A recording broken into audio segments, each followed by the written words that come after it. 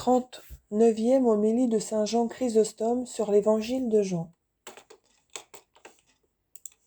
Chapitre 5, versets 22 jusqu'au verset 30.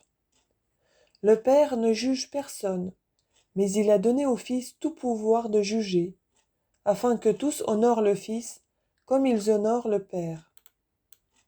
Il faut, mes très chers frères, il faut en toute chose user d'une grande attention, car nous rendrons en compte exact et de nos paroles et de nos œuvres.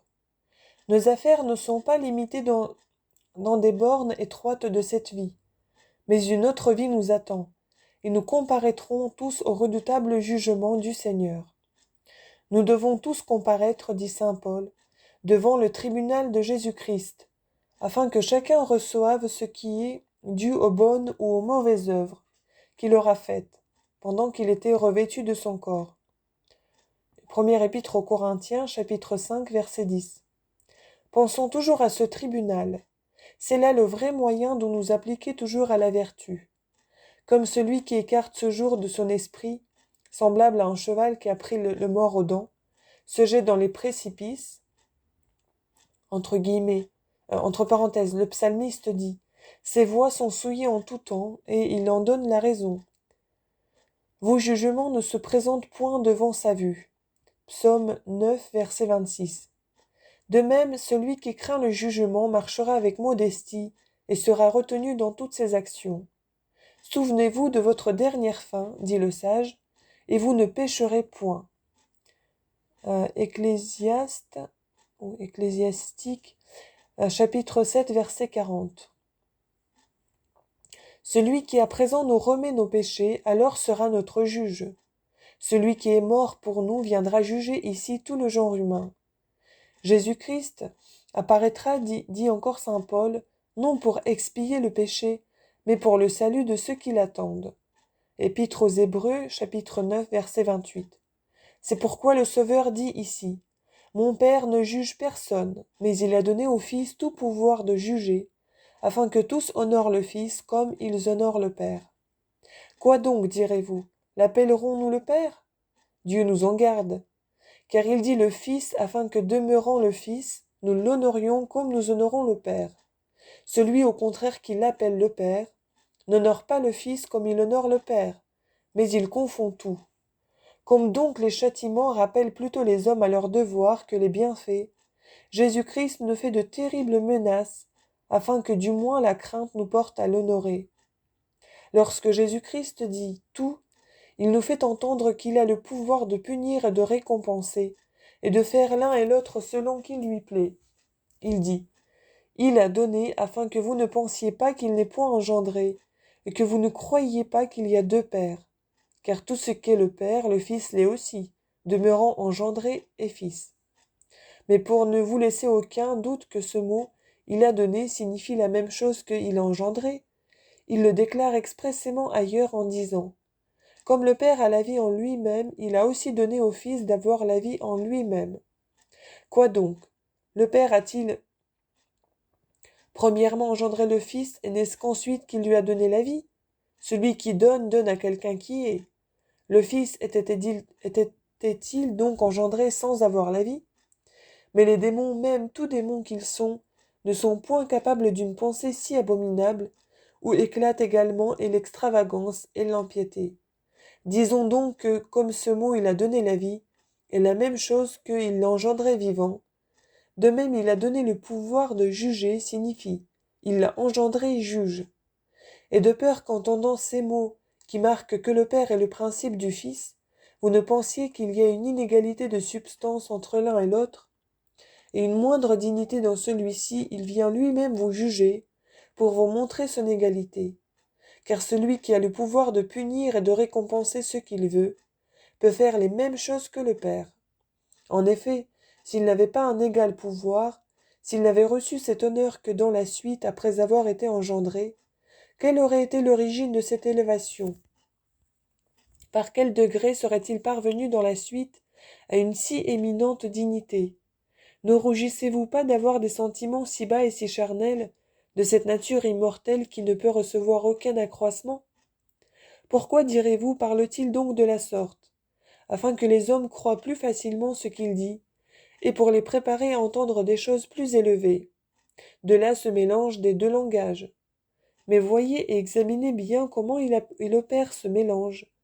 Et pour cela, il ne sera pas hors de propos de reprendre les choses dès le commencement. Il a dit, « Mon Père agit et j'agis aussi. » Et par là il montre qu'il est égal à son Père et qu'il doit être également honoré. Et les Juifs cherchaient à le faire mourir. Que fait-il ensuite?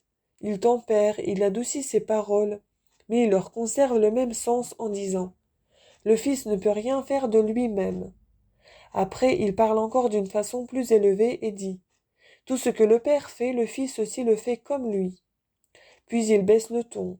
« Parce que le Père, dit-il, aime le Fils, et il lui montre tout ce qu'il a fait, et il lui montrera des œuvres encore plus grandes que celles-ci. » Après quoi il remonte.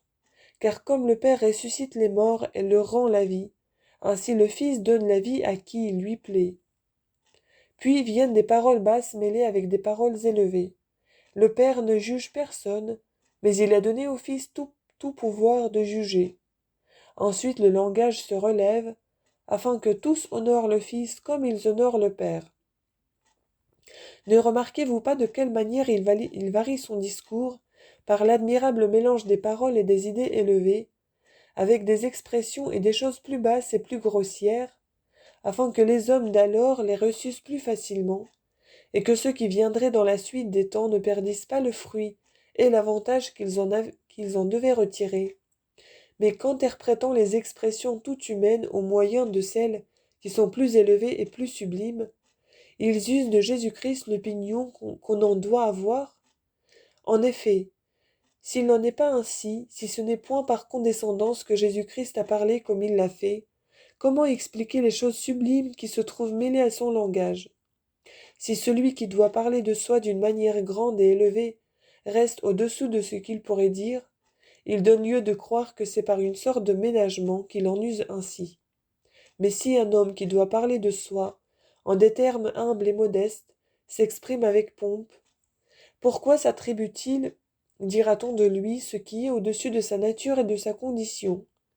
Ce n'est plus esprit de ménagement, mais extrême impiété. Si donc Jésus-Christ s'exprime quelquefois dans un langage si humble, nous pouvons en donner la juste raison, une raison convenable à sa divinité.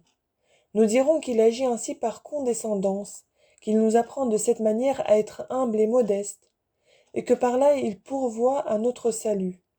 Il le déclare ailleurs par ces paroles.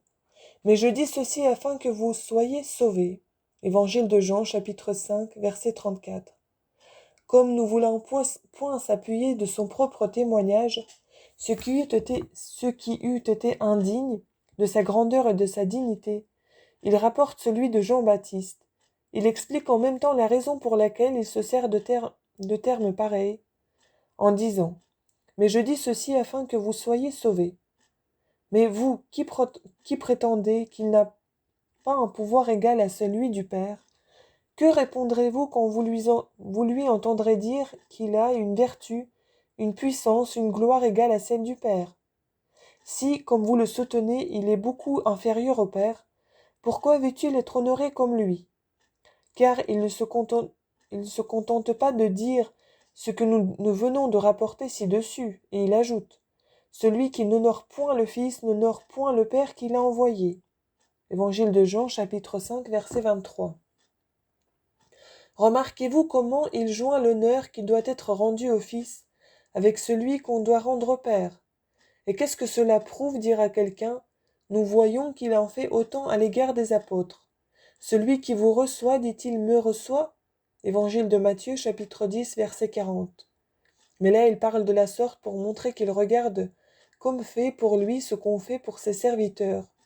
Ici, il veut dire que la substance est la même et la gloire égale. De plus, il n'a point dit des apôtres qu'il faut les honorer, mais parlant de soi, il a dit formellement « Celui qui n'honore point le Fils n'honore point le Père. » Si de deux monarques régnant ensemble on en offense un, l'offense rejaillit aussi sur l'autre, et surtout si celui qui offense est son fils. Que dis-je? C'est outrager le roi que d'outrager un de ses soldats. mais c'est l'outrager indirectement et non de la même manière. Ici, au contraire, tout est personnel. Si donc Jésus-Christ a pris soin de dire, afin que tous honorent le Fils comme ils honorent le Père, c'est pour que lorsqu'il dira ensuite, celui qui n'honore point le Fils n'honore point le Père, vous compreniez qu'il s'agit d'un même honneur, d'un culte égal. Car il n'a pas dit simplement, celui qui n'honore point, mais celui qui n'honore point en la manière que j'ai dit, n'honore point le Père. Et comment direz-vous, celui qui envoie et celui qui est envoyé sont-ils de la même substance? Quoi, vous revenez encore aux idées humaines et terrestres, et vous ne faites pas attention que Jésus-Christ n'a dit toutes ces choses que pour nous faire connaître le principe, pour nous empêcher de tomber dans l'erreur de Sabellius, et pour guérir par ce remède la maladie des Juifs, qui étaient tentés de voir en lui un ennemi de Dieu, car il disait de lui, « Cet homme n'est point de Dieu, cet homme n'est pas venu de Dieu. » C'est donc pour leur ôter ce soupçon qu'il ne se servait point tant de paroles élevées que de paroles humaines et grossières. S'il disait souvent qu'il avait été envoyé, ce n'était pas pour vous donner lieu de croire qu'il est inférieur au Père, mais pour fermer la bouche aux Juifs. Voilà pourquoi souvent il s'autorise de son Père, tout en mêlant à ce témoignage sa propre autorité. S'il eût toujours parlé d'une manière conforme à sa dignité, les Juifs n'auraient point reçu sa parole, puisque souvent même, pour quelques paroles plus dignes de sa grandeur, ils le persécutaient et jetaient des pierres sur lui. Que si en vue d'eux il eût toujours dit des choses grossières et humiliantes, plusieurs dans la suite s'en seraient scandalisés, et cela aurait été préjudiciable à leur salut. C'est pour cette raison que le Sauveur mêle dans sa doctrine du grand et du simple. Du simple, comme j'ai dit, pour en poser silence aux Juifs, du grand pour dévoiler la dignité de sa personne et retirer de la basse idée qu'on avait de lui, ceux qui avaient du sens et de la raison, faisant assez connaître que les choses humaines et grossières qu'il disait ne lui convenaient nullement, car être envoyé marque un passage d'un lieu à un autre, et Dieu est partout. Pourquoi dit-il donc qu'il a été envoyé? Jésus-Christ use des paroles plus grossières lorsqu'il veut montrer son unité de sentiment et de volonté avec le Père, et c'est pour la même raison qu'il tempère ce qui suit. En vérité, je vous dis, que celui qui entend ma parole et croit à celui qui m'a envoyé a la vie éternelle. Verset 24.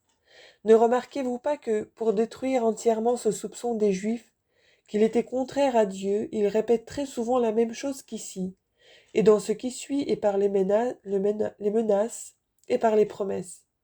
Il leur ôte tout lieu de contester et de chicaner, et qu'encore ici il se rabaisse extrêmement par la simplicité et la grossièreté des expressions dont il se sert. Il n'a point dit « Celui qui entend ma parole et qui croit en moi ». Ils auraient regardé ces paroles comme fastueuses et dictées par une vaine jactance.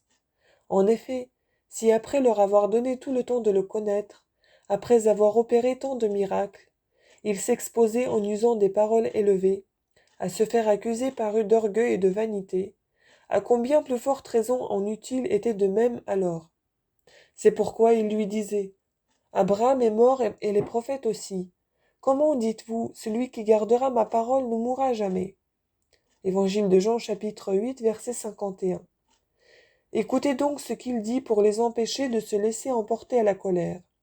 Celui qui entend ma parole et qui croit à celui qui m'a envoyé a la vie éternelle. Il devait être plus disposé à écouter, en l'entendant dire que ceux qui l'écoutaient croyaient au Père. Admettant cela volontiers, il devait être plus porté dès lors à croire tout le reste. C'est ainsi qu'en disant quelque chose de simple et d'aisé à comprendre, Jésus préparait le chemin aux vérités plus élevées et plus sublimes. Jésus-Christ dit « Il a la vie éternelle », à quoi il ajoute aussitôt « Et il ne vient point en jugement, mais il est déjà passé de la mort à la vie ». Joignant ainsi ces deux choses ensemble, il gagne la confiance, il persuade, et parce qu'il disait qu'il fallait croire au Père, et parce qu'à celui qui croirait il lui promettait de grands biens. Au reste, ces paroles, il ne vient point en jugement, signifie il n'est point condamné, il n'est point puni. La mort ne doit point s'entendre de la mort naturelle, mais de la mort éternelle. Et de même pour la vie, il ne s'agit point de la vie terrestre, mais de la vie immortelle. En vérité, je vous dis, que l'heure vient et qu'elle est déjà venue, que les morts entendront la voix du Fils de Dieu, et que ceux qui l'entendront vivront. Jésus-Christ prouve ce qu'il dit par les œuvres mêmes, car ayant dit, comme le Père ressuscite les morts et leur rend la vie, ainsi le Fils donne la vie à qui il lui plaît, afin qu'on ne pense pas que c'est par orgueil et par vanité qu'il parle de la sorte. Ce qu'il avance, il le prouve par les œuvres en disant, l'heure vient.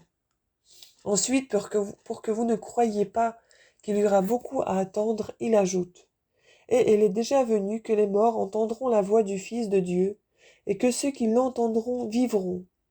Ne voyez-vous pas ici, mes frères, cette autorité et cette puissance ineffables?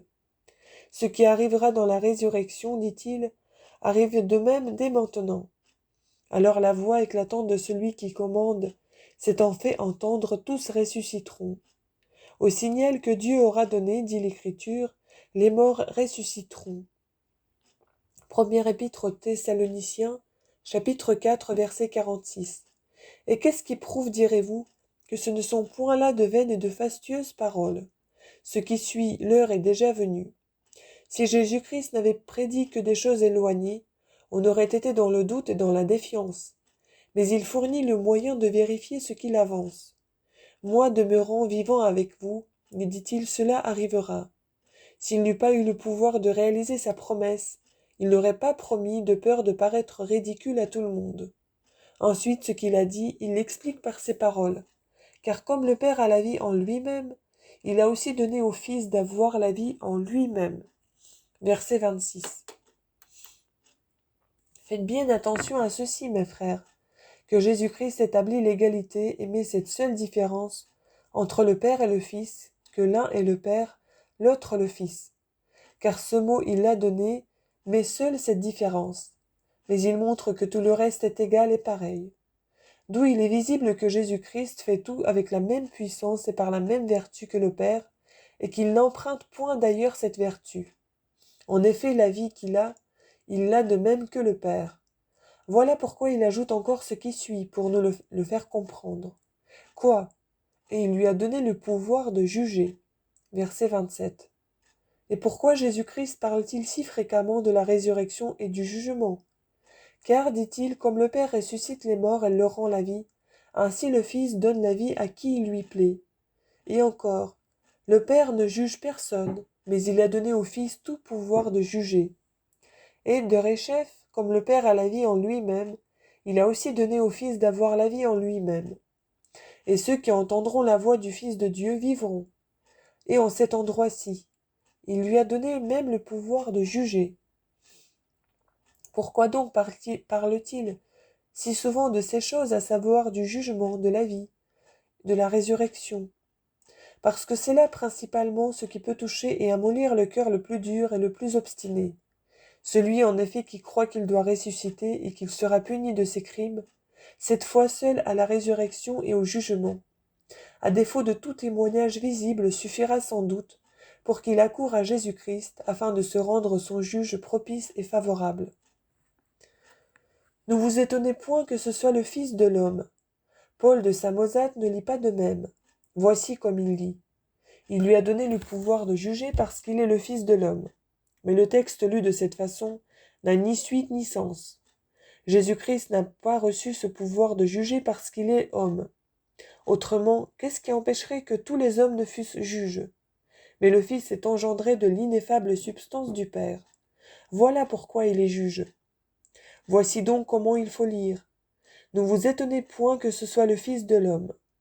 Jésus-Christ paraissait à ses auditeurs dire des choses qui se contredisaient, et il ne le regardait que comme un homme. Toutefois, ces paroles leur semblaient être au-dessus de l'homme, ou plutôt au-dessus des anges, et ne pouvoir venir que d'un Dieu. Pour résoudre donc l'objection et la détruire, il a ajouté « Ne vous étonnez point que ce soit le Fils de l'homme, car le temps vient où tous ceux qui sont dans les sépulcres entendront la voix du Fils de Dieu. » Verset 28. Et ceux qui auront fait des bonnes œuvres sortiront des tombeaux pour ressusciter à la vie, mais ceux qui en auront fait de mauvaises en sortiront pour ressusciter à leur condamnation. Et pourquoi n'a-t-il pas dit Ne vous étonnez point que ce soit le Fils de l'homme, car il est aussi le Fils de Dieu. Et n'a-t-il pas parlé que de la résurrection? La qualité de Fils de Dieu, il l'avait déjà établie plus haut en disant, « Ils entendront la voix du Fils de Dieu. » S'il le met ici, n'en soyez pas surpris. Ayant parlé d'une couvre qui est propre à Dieu, il l'a laissé à ses auditeurs en inférer de là qu'il est et Dieu et Fils de bien. S'il l'eût souvent répété, il les aurait rebutés et rendus plus opiniâtres. Mais confirmant aussi sa doctrine par ses miracles, il amenait les Juifs à la recevoir avec moins de peine. C'est ainsi que souvent dans le raisonnement, lorsqu'il suffit de poser les prémices pour convaincre, on ne tire pas soi-même la conclusion. On dispose mieux l'auditeur, on remporte une plus glorieuse victoire, en forçant l'adversaire à tirer lui-même la conséquence. De cette façon, ceux qui soutenaient l'opinion opposée ont moins de peine à donner raison à leurs contradicteurs. Lorsque Jésus-Christ a parlé de la résurrection de Lazare, il n'a point fait mention du jugement, parce que ce n'est point pour ce sujet qu'il l'a ressuscité. Au contraire, lorsqu'il a parlé de la résurrection générale des morts, il a ajouté ceci, que ceux qui auront fait de bonnes œuvres ressusciteront pour vivre éternellement, mais que ceux qui en auront fait de mauvaises ressusciteront pour être condamnés. Songeant à stimuler de même son auditeur, soit en lui rappelant le jugement dernier, soit en disant que celui qui ne croit pas au Fils ne verra point la vie, mais que la colère de Dieu demeurera sur lui.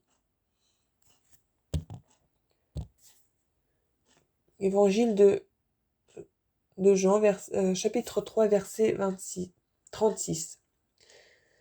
De même, Jésus-Christ dit à Nicodème, « Celui qui croit au Fils n'est pas condamné, mais celui qui ne croit pas est déjà condamné. » De même ici encore il fait mention et du jugement et du supplice, auxquels seront condamnés ceux qui auront fait le mal.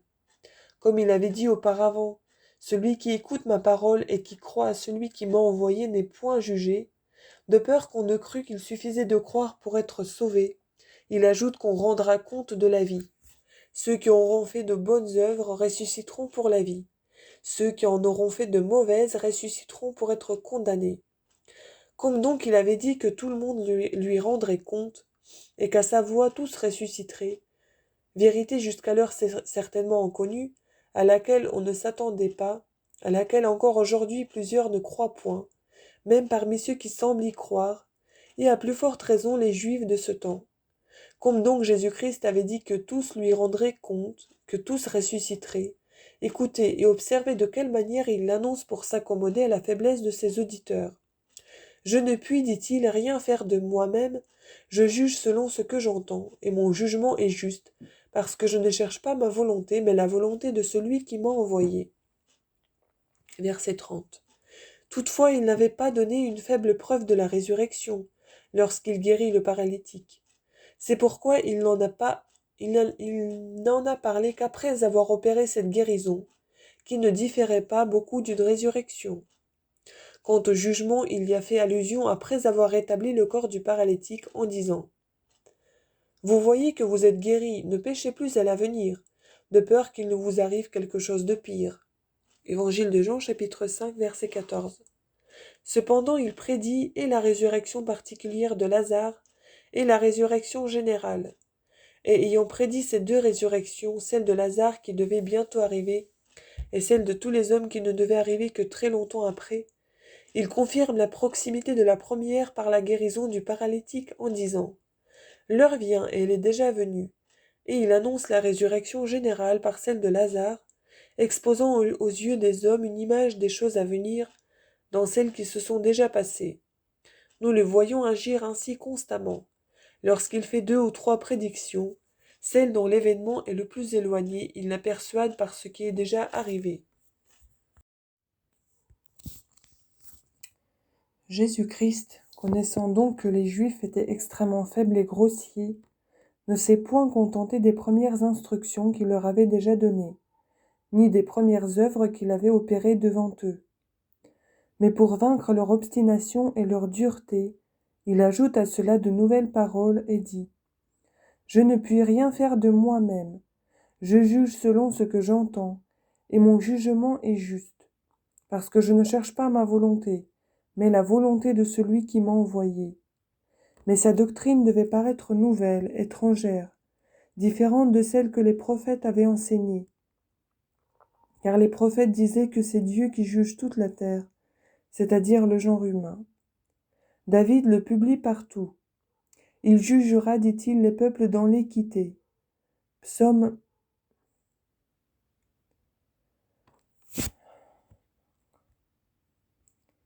95, verset 12. Et Dieu est un juge également juste, fort et patient. Psaume 7, verset 12. Tous les prophètes et Moïse le déclarent de même.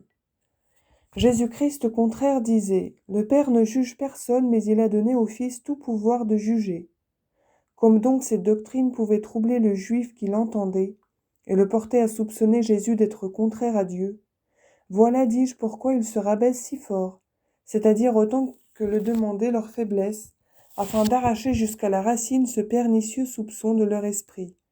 Voilà pourquoi il dit « Je ne puis rien faire de moi-même », c'est-à-dire vous ne me verrez rien faire, vous ne m'entendrez rien dire qui soit contraire à la volonté du Père, qui soit différent de ce qu'il veut.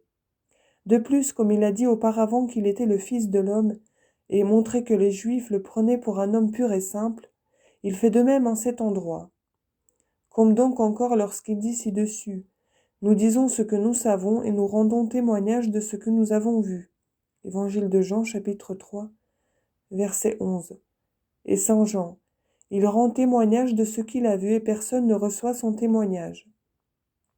Il parle d'une connaissance certaine et intime du Père à l'égard du Fils, et du Fils à l'égard du Père, et non pas simplement de celle qu'on acquiert par l'ouïe et par la vue. De même ici, par l'ouïe, il n'entend autre chose sinon qu'il ne peut faire que ce que veut le Père. Mais il ne l'a pas expliqué si clairement parce que s'il l'avait ouvertement déclaré, les Juifs auraient été incapables encore d'ajouter foi à ses paroles. Mais de quelle manière s'énonce-t-il? En des termes très simples et très humains. Je juge selon ce que j'entends. Il ne fait pas mention d'enseignement de la doctrine. Il ne dit pas selon ce qu'on m'enseigne, mais selon ce que j'entends.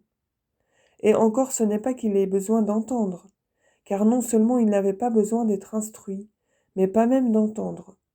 Par ces paroles donc, il ne montre autre chose sinon la parfaite union qui est entre le Père et le Fils, et l'identité de leur jugement. C'est comme s'il disait « Je juge de même que si c'était le Père qui jugeât ». Après quoi Jésus-Christ ajoute « Et je sais que mon jugement est juste, parce que je ne cherche pas ma volonté, mais la volonté de celui qui m'a envoyé. Que dites-vous, Seigneur? Avez-vous une autre volonté que la volonté du Père? Ailleurs, vous avez dit, comme vous et moi, nous sommes un. » Évangile de Jean, chapitre 17, versets 21-22. Et encore parlant de la volonté et de l'union. Comme vous, mon Père, vous êtes en moi et moi en vous. Qu'il soit de même un en nous, c'est-à-dire par la foi en nous. Ne remarquez-vous pas, mes frères, que ce qui paraît le plus simple renferme sous cette écorce un sens sublime et très élevé? Voici ce que Jésus-Christ nous apprend. Il nous fait connaître que la volonté du Père n'est point différente de la sienne. La volonté du Père, dit-il, et la mienne sont aussi bien une, que celle d'une seule âme est une. Et ne vous étonnez pas s'il dit que cette union est étroite à ce point, puisque saint Paul, parlant du Saint-Esprit, se sert du même exemple et dit « Qui des hommes connaît ce qui est en l'homme, sinon l'esprit de l'homme qui est en lui? Ainsi, nul ne connaît ce qui est en Dieu, que l'Esprit de Dieu. » Première épître aux Corinthiens, chapitre 2, verset 11. Jésus-Christ ne veut donc dire autre chose sinon ceci. Je n'ai point de volonté propre ni d'autre volonté que la volonté du Père. Mais s'il veut quelque chose, je le veux aussi. Et si je veux quelque chose, il le veut de même. Comme donc personne ne peut blâmer le Père dans ses jugements, personne ne peut me blâmer dans les miens. La même pensée forme et produit l'un et l'autre jugement. Que si en disant ces choses Jésus-Christ emprunte la manière de parler des hommes, N'en soyez pas surpris. C'est parce que les Juifs le prenaient pour un homme ordinaire. C'est pourquoi, dans ces endroits, il ne faut pas seulement faire attention aux paroles, mais encore à l'opinion des hommes, et regarder la réponse comme étant donnée en conformité de cette opinion. Autrement, il s'ensuivrait bien des absurdités. Observez ceci, je vous prie. Le Sauveur a dit, « Je ne cherche point ma volonté ». Il a donc une autre volonté et de beaucoup inférieure, et non seulement inférieure, mais aussi moins utile. Si cette volonté est salutaire et conforme à celle du Père, pourquoi ne la cherchez-vous pas? Les hommes peuvent dire cela avec justice, eux qui ont plusieurs volontés contraires à la volonté de Dieu. Mais vous, pourquoi parlez-vous de la sorte, vous qui êtes en tout égal et semblable au Père? Ce langage ne convient pas même à un homme parfait, à un crucifié. Saint Paul se lie et s'unit si étroitement à la volonté de Dieu qu'il dit « Je vis, ou plutôt ce n'est plus moi qui vis, mais c'est Jésus-Christ qui vit en moi. » Épître aux Galates, chapitre 2, verset 20. Comment le Maître de tout le monde a-t-il pu dire « Je ne cherche pas ma volonté, mais la volonté de celui qui m'a envoyé », comme s'il s'agissait d'une autre volonté? Quelle explication donc faut-il donner à ces paroles? Celle-ci. Jésus-Christ parle comme homme et selon l'opinion de ses auditeurs. Comme il a parlé ci-dessus tantôt comme Dieu et tantôt comme homme, il dit encore ici comme homme. Mon jugement est juste. Et d'où cela paraît-il? De ce qu'il dit, parce que je ne cherche pas ma volonté, mais la volonté de celui qui m'a envoyé. En effet, comme on ne peut justement accuser un homme qui est exempt de passion d'avoir jugé contre les règles de la justice, de même à présent vous ne pouvez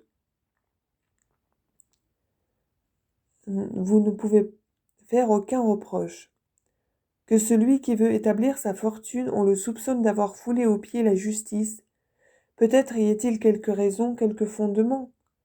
Mais celui qui ne cherche pas ses propres intérêts, quelle raison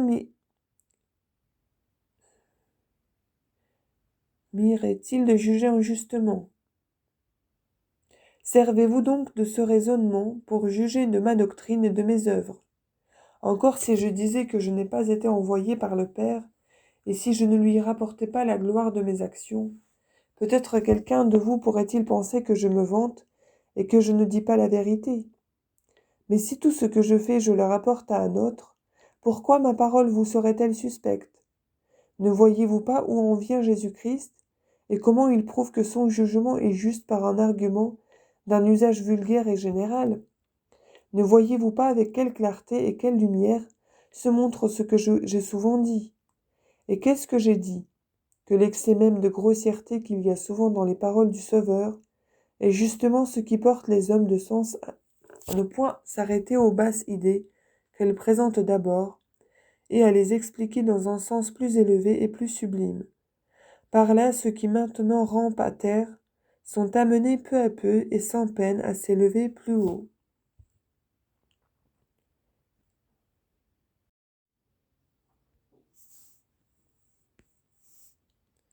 Faisons attention à toutes ces choses, je vous prie. Et dans la lecture de l'Écriture sainte, n'omettons rien, ne passons pas la moindre parole, mais examinons tout avec soin, et considérons bien la raison de chaque parole. Ne croyons pas pouvoir nous excuser sur notre ignorance ou sur notre simplicité. Jésus-Christ ne nous a pas seulement ordonné d'être simples, mais encore d'être prudents. Évangile de Matthieu, chapitre 10, verset 16.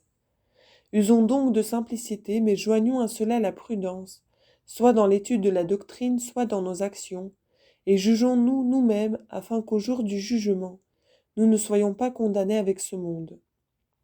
Première épître aux Corinthiens, chapitre 11, versets 31-32. Tel que nous désirons que notre Seigneur soit à notre égard, tels soyons nous-mêmes à l'égard de nos serviteurs. Remettez-nous nos dettes, dit l'Écriture, comme nous les remettons à ceux qui nous doivent. Évangile de Matthieu, chapitre 6, verset 12.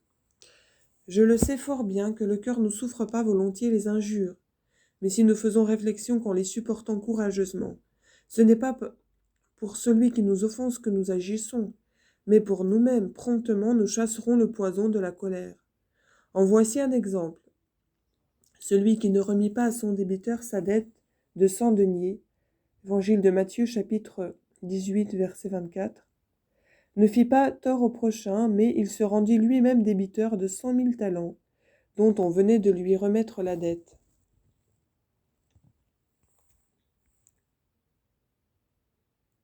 Ainsi, lorsque nous ne pardonnons pas aux autres, c'est à nous-mêmes que nous refusons le pardon. Ne disons donc pas seulement à Dieu, « Seigneur, ne vous souvenez point de nos offenses », mais disons-nous aussi chacun de nous à nous-mêmes. Nous ne nous souvenons pas des offenses de nos compagnons. Vous êtes votre premier juge, Dieu ne l'est qu'après vous. Vous-même vous écrivez la loi qui vous absout ou qui vous condamne. Vous-même vous prononcez la sentence d'absolution ou de condamnation. Il dépend donc de vous que Dieu se souvienne de vos péchés, ou qu'il ne s'en souvienne pas. Voilà pourquoi saint Paul commande de remettre de pardonner, si l'on a quelques griefs contre quelqu'un. Premier épître aux Corinthiens, chapitre 6. Et non seulement de tout remettre, de tout oublier, mais encore d'étouffer tout ressentiment, en sorte qu'il n'en reste pas la moindre étincelle.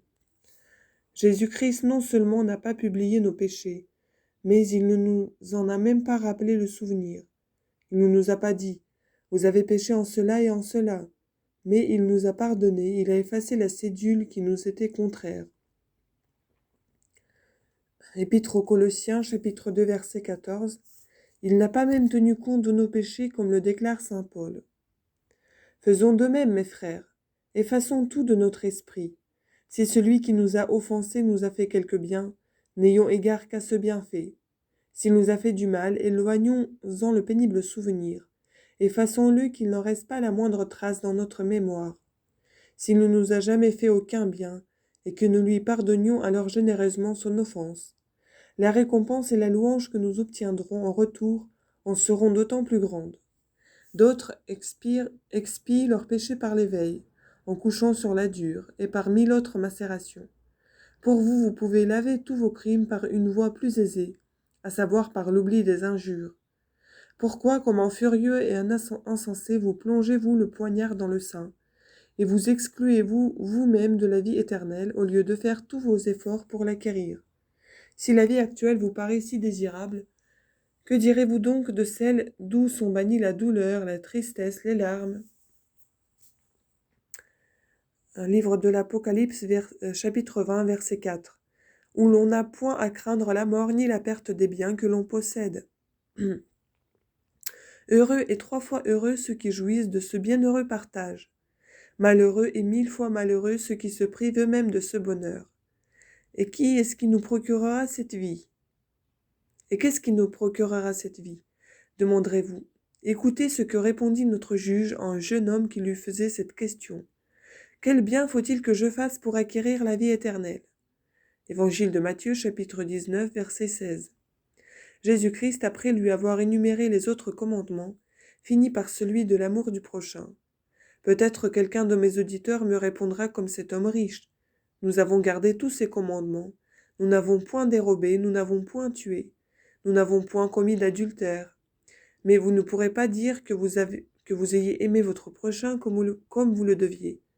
Car ou vous lui avez porté envie, ou vous l'avez outragé, ou vous ne l'avez pas secouru quand on l'a maltraité, ou vous ne lui avez pas fait part de vos biens, vous ne l'avez pas aimé.